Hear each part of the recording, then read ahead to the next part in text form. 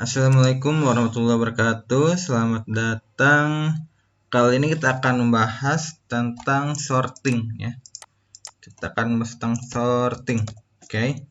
Nah, pada video kali ini kita akan membahas beberapa poin seperti dua tools untuk sorting di Python.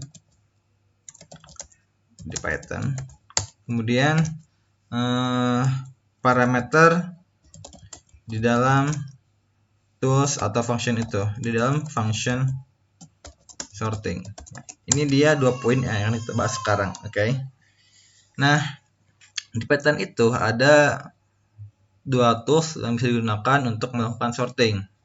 Pertama itu adalah built-in function di Python yang bernama sorted, kayak gitu.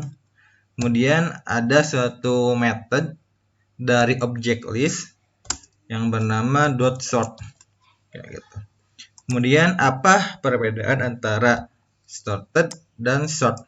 Nah, secara simpel ya, sorted ini dia mengubah suatu object list atau suatu array, kemudian dia mereturn objek baru dari hasil ubah tersebut. Sedangkan kalau sort dia tidak mereturn tapi dia langsung mengubah di tempat. Maksudnya seperti ini ya, akan saya tunjukkan. Pertama saya buat dulu misalkan suatu list kayak gini. 2, 5, 7, 3, 4, 1. Oke. Nah, pertama kita akan gunakan built-in function sorted. Kemudian kita akan gunakan terhadap A ini. Oke. Maka hasilnya seperti ini. Nah, dia menghasilkan suatu objek baru, suatu objek array baru. Kan? Dia mereturn objek baru gitu. Dan si A ini belum berubah nilainya, masih tetap seperti ini. Kayak gitu kan? Belum berubah. Untuk mengubahnya, kita perlu mengoverride nilai baru ini ke dalam variabel A. Kayak gitu. Maka jadilah A ini berubah nilainya menjadi tersusun. Tuh kan, tersusun ya. Nah, sedangkan kalau sort ini, method sort itu ya, kita gak perlu mengoverride si A ini dengan nilai baru tersebut. Karena dia langsung mengubahnya di tempat gitu ya. Kita lihat dulu. Nih. Awalnya kan A seperti ini ya. A ada seperti ini. Sekarang kita akan coba gunakan method sort. A.sort. Nah, dia tidak menghasilkan nilai apapun. Dia tidak mereturn nilai apapun, tetapi A ini langsung berubah. Tuh, kan ya? A-nya langsung berubah. Jadi itu perbedaan antara sorted sama sort ya. Itu sekarang kita akan ke poin yang kedua adalah parameter di dalam function sorting. Oke. Nah, parameter yang ada di dalam function tersebut kita ambil aja salah satu ya. Kita gunakan method sort. Nah, di dalam method sort ini ada beberapa parameter. Di antaranya adalah ini adalah objek array-nya yang akan kita sort, kemudian key-nya. Key itu adalah suatu fungsi yang menjadi kriteria pembandingan dalam penyusunan. Fungsi untuk memberikan kriteria perbandingan dalam penyusunan. Maksudnya nanti akan saya perlihatkan. Kemudian reverse adalah suatu method bagaimana cara kita menyusun si objek itu, apakah ascending order atau descending order. Kalau ascending order dia dari kecil ke terbesar, kalau descending order dia dari terbesar ke terkecil gitu. Secara default reverse ini nilainya adalah false ya. False itu artinya dia ascending order. Kalau misalkan nilainya true, maka dia adalah descending order. Oke. Jadi ini menyatakan method order ya. Ascending atau descending. Kayak gitu. Nah, kita akan mencoba memperlihatkan contoh penggunaan kedua parameter ini. Gitu. Secara default sort ini dia hanya membutuhkan satu parameter aja, yaitu parameter object list yang akan kita ubah atau object array yang akan kita ubah gitu secara default ya. Nah, kita akan menggunakan parameter reverse dulu ya. Nah, kita kan punya fungsi seperti ini ya. Fungsi list maksudnya. List seperti ini. Kalau misalkan kita cuman gunakan sort aja gitu. Nah, dia akan mensort dari kecil ke terbesar kan, kayak yang ditunjukkan pada section sebelumnya. 1, 2, 3, 4 dan seterusnya. Tapi kalau reverse-nya kita ubah ke true, maka dia akan menjadi terbesar ke terkecil. Coba lihat. Tuh kan ya. Kita coba sort lagi dengan reverse-nya false.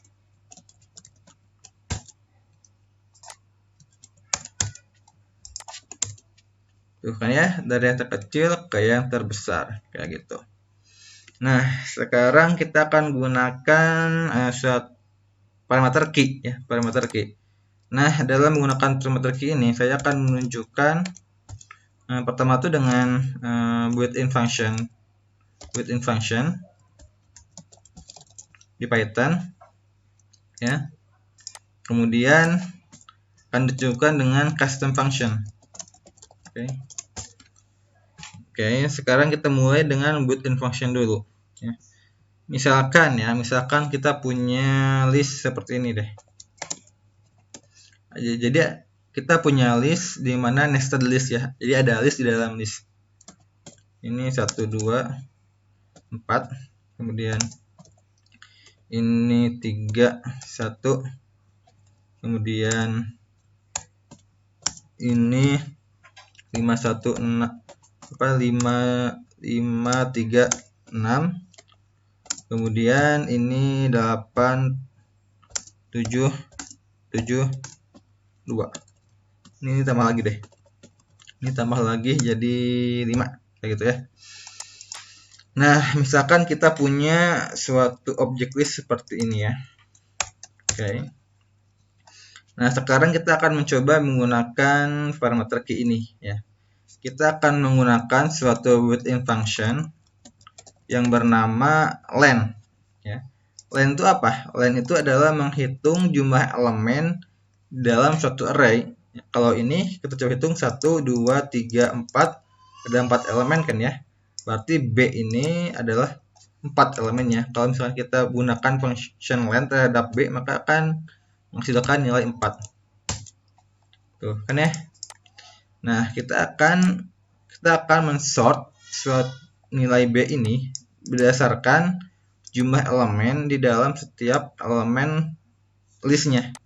Ya, gitu. Kita coba tunjukkan ya. Key sama dengan len kayak gitu. Kayak gini, coba kita lihat. B, tuh kan ya, B-nya seperti ini. Jadi elemen yang mempunyai jadi nested list yang mempunyai elemen paling kecil terlebih dahulu. Ini 2, ini 3, ini 4, dan ini 4 kayak gitu. Kalau misalkan kita ubah ini menjadi reverse-nya ke true, maka dari elemen terbesar dulu ya. Dari elemen yang mempunyai jumlah dari elemen list yang mempunyai jumlah elemen paling besar kayak gitu. Ini 4, 3, 2 kayak gitu ya. Nah, sekarang kita akan mencoba menggunakan custom function ya. Misalkan kita membuat suatu custom function kayak gini.